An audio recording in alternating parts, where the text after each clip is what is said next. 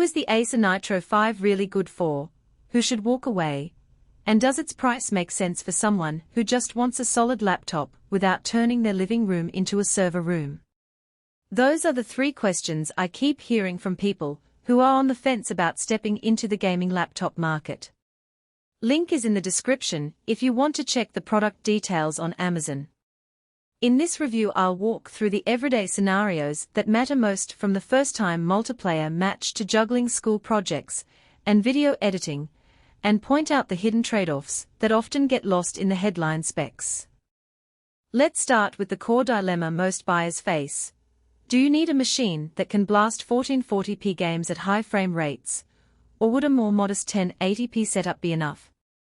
The Nitro 5 slots a GeForce RTX 3070 Ti under the hood, which is a GPU you'd normally expect to see in a desktop-class rig.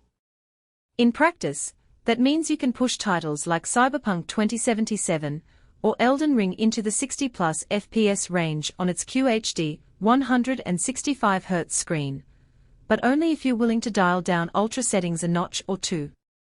For a casual gamer who mainly plays Fortnite, Apex Legends, or indie titles, the extra horsepower ends up being a safety net rather than a daily necessity.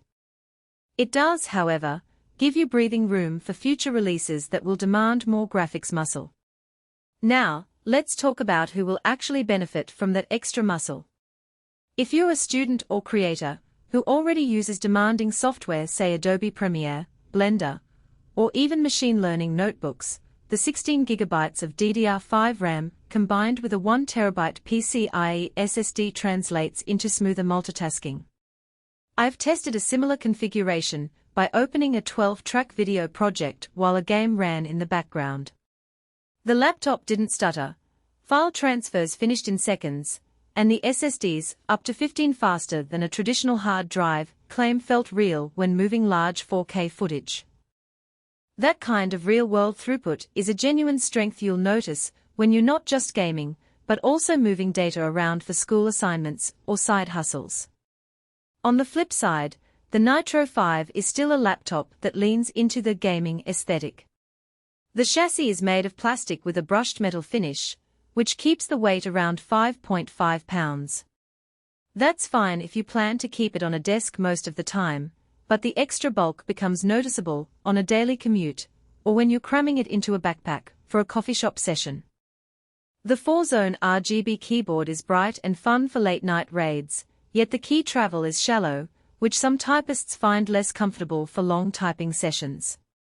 If you prioritize a lightweight, ultra-portable notebook for frequent travel, you might be better off looking at a thinner Ultrabook with a less aggressive GPU. One of the hidden trade-offs that people often overlook is the thermal design. The Nitro 5 uses Acer's CoolBoost fans and a dual heat pipe system, which does keep temperatures in check during a 30-minute gaming burst, but sustained loads like a marathon of Valorant or a 2-hour rendering job will cause the fans to spin up noticeably. The fan noise is audible, a low to mid-whine that can be a distraction in a quiet room. It's not a deal-breaker if you're used to the typical laptop fan soundtrack, but it's worth noting if you plan to use the machine for video calls or listening to music without headphones. Battery life is another practical consideration. The 58Wh battery paired with a power-hungry RTX 3070 Ti means you'll get roughly 3 to 4 hours of mixed use, a bit less if you're gaming on battery alone. That aligns with what most gaming laptop owners experience, but it's a stark contrast to the 8+ endurance you'd see on a mainstream laptop. So, if you expect to work unplugged for a full workday, the Nitro 5 will force you to stay near a power outlet or carry a charger, which adds to the overall bulk. Software-wise, the laptop ships with Windows 11 Home, and Acer includes a suite of performance tuning tools. In practice, the NitroSense app lets you toggle the fan profile and set a power limit, which can be handy if you want to extend battery life for a short meeting. However, the default turbo mode pushes the CPU to its 4.7 GHz boost limit, which can increase power draw and heat quickly. Knowing when to dial it back is part of getting the most out of the machine without overheating. So, who should buy this Nitro 5? First, anyone who wants a desktop-class GPU in a single-slot form factor and doesn't mind the trade-off of extra weight and fan noise. That includes serious gamers, content creators who need fast storage and ample RAM, and power users who like to future-proof their hardware for the next few years. Second, it's a solid choice for students in tech-heavy programs, engineering, computer science, or digital media, where the ability to compile code, render models, and still game after class is a real advantage. Who should skip it?